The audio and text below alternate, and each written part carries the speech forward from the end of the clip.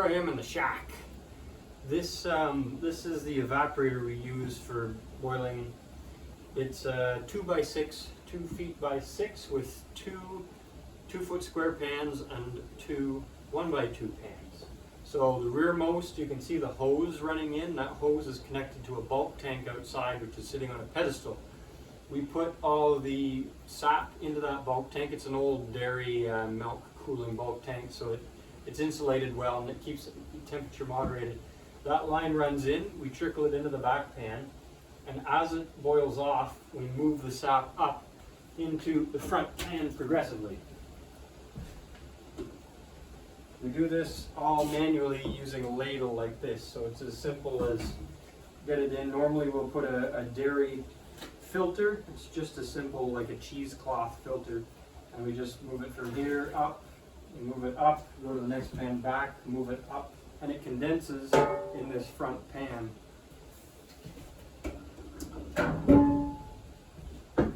So the evaporator is just a glorified wood stove. It's set with a taper, so the fire is right in the front. The most heat goes into this pan and the second back, and then the flames and burnt gases travel back, and it's kind of gradually ramped upwards, and then it goes up and up the chimney. We burn smaller wood, normally branches that are kind of the byproduct of cutting cordwood. Smaller stuff that has more, it burns more rapidly, so it puts out more heat more quickly. The bottom damper door here, you can adjust. There's a ratchet here. This thing sticking out, it has a curve with a bunch of jagged ratchet teeth on it, and you can open it to however crazy you want the fire to go. Generally with this little evaporator, we only run it on the first notch. That's closed. It kind of locks closed when you're going to pour off. You want to shut it down. So we run it on the first notch because there's not really enough area once we open it up. You end up getting too much cool air in, and your efficiency goes up as you open it, and then goes down when you put too much air. It cools things off. So we run it like that, and yeah, just hang around as it goes. Once the syrup's ready, we use about 220 degrees Fahrenheit. Once it hits that and it starts to sheet off the ladle, we know it's pretty well good to go. We open the ball valve on the side, and then it goes into a popper type thing, like a glorified coffee distributor tank thing. And then inside there's a thick felt filter, about a maybe 3/16 thick felt, and then in top of that goes another layer of cheesecloth. And we figure pretty well once this hot syrup goes through that, it doesn't have enough sediment for us to be too insulted when we take the jars out of the fridge.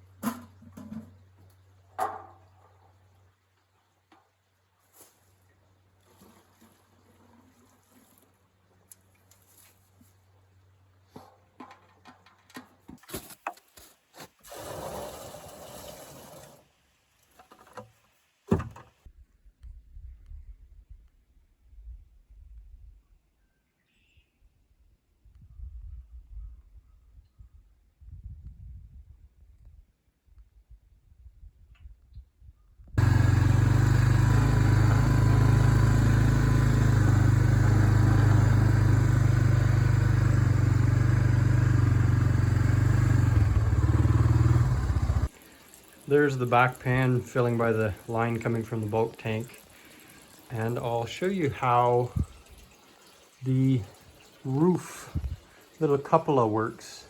See, there's strings with kind of a Y harness to either side.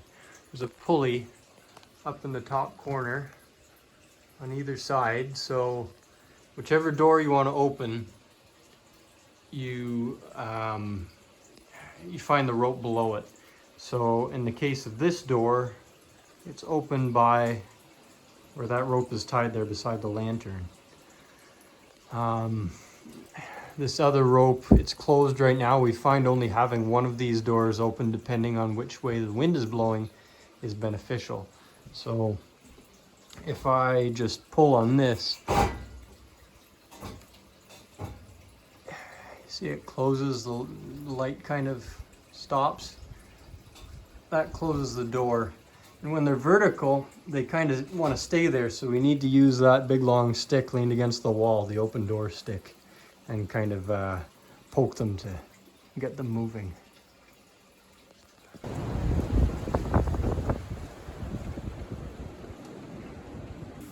Okay, here's just a little tip to notice when we're on the way to getting ready. So you see the second pan back? It's kind of boiling and the bubbles disappear right away. And it's boiling all in the center. In the front pan, I'm starting to see the bubbles coming up and then moving off to the side and then kind of dissolving. You see a bit of a difference there. Also, these bubbles are starting to become golden, even the ones on the top in the corner here, whereas these are still white. So this is a candy thermometer. Generally, let's see if you can see it here. It's rising. Important thing here is not to touch the bottom of the pan because you'll bias it. Let's go up. See, just passing 200 now.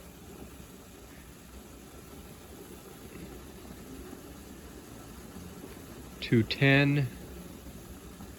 It should settle right now around between 216 and 218, which is showing me it's well on the way to being ready.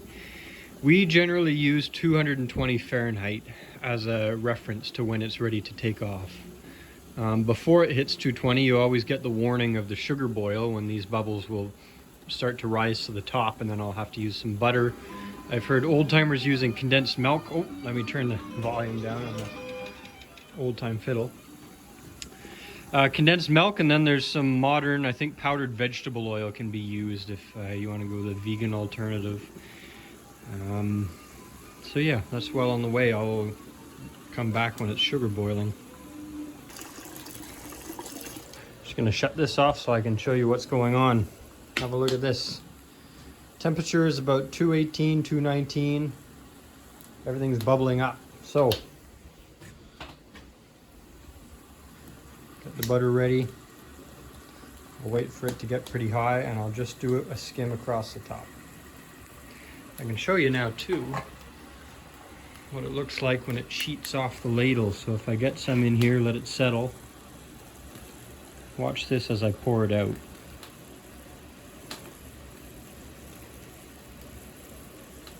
Oh, that wasn't a great example.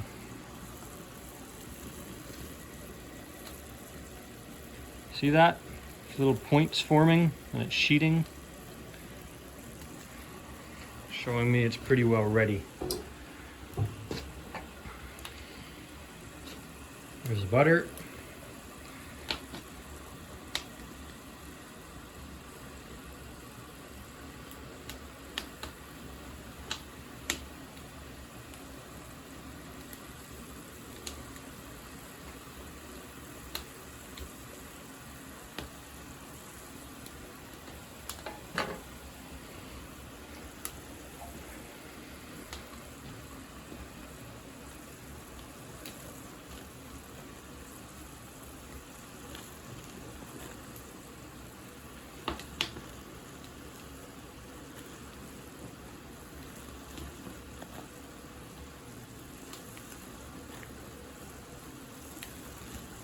By doing what I'm doing now, I'm just cooling it off slightly, which also calms it down.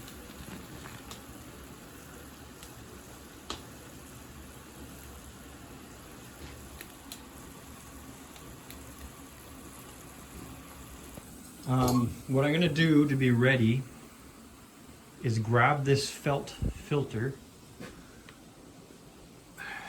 from the hook. We put it up there so the steam kind of preheats it and makes it a bit damp to help the syrup flow through.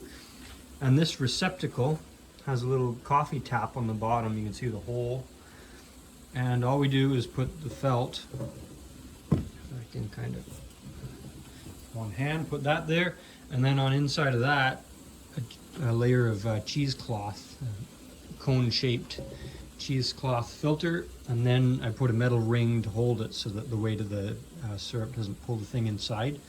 And then I'll just swing it under that valve, and when it's ready, we'll lift this pan and put a sheet of tin. Well, I'll open the door, push the fire back, and put a sheet of tin so that this calms down. We don't want it to boil so much that while it's pouring off, it burns the back. It'll end up kind of burning the high spot. So to avoid that, fire back and put a sheet of tin, and then we'll let it trickle into this somewhat slowly. We're getting late in the season now, so there's a lot more sediment than there was earlier, and so it'll take quite a bit of time to pass through these filters, and sometimes on a bigger batch we might even have to go to a second set of filters.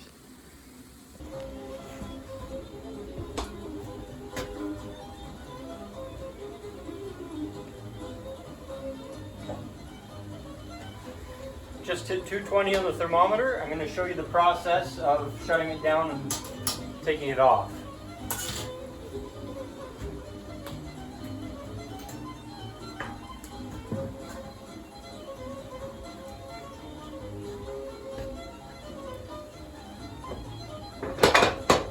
That closes the damper.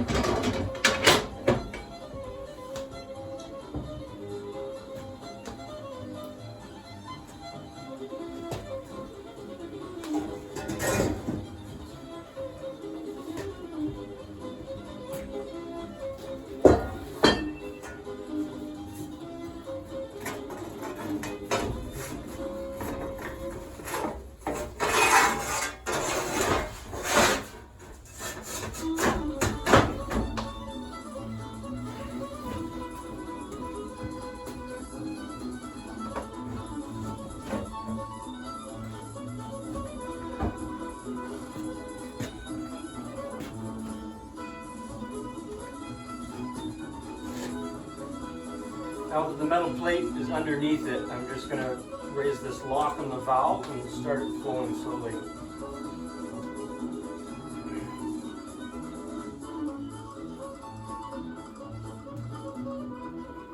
And as it flows out, I'll lift that side up to push it more this way.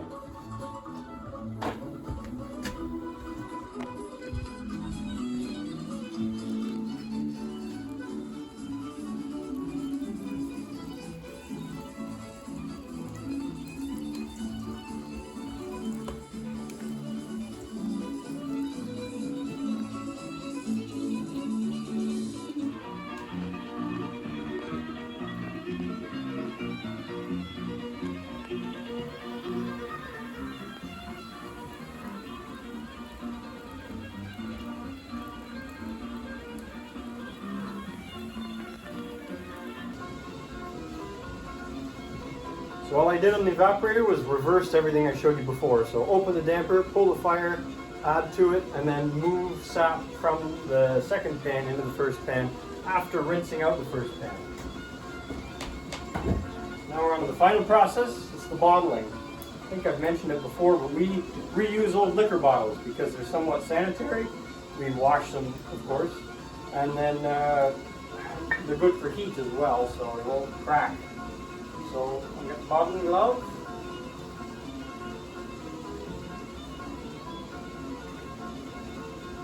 There we go.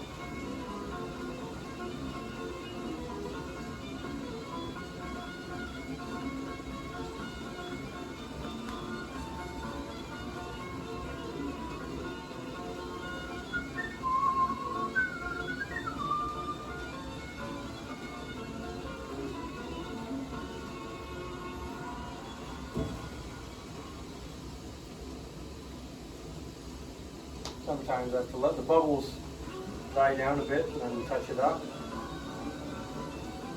Also, when it's really cold day, it doesn't hurt to wrap this vessel with blankets or something to keep the heat in, because the warmer you keep it, the better the syrup will flow through the filter and then in your bottle.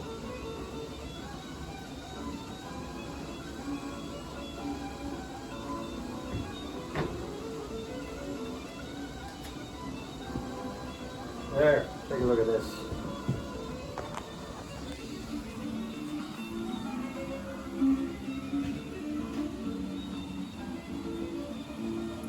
How's that for a lovely color?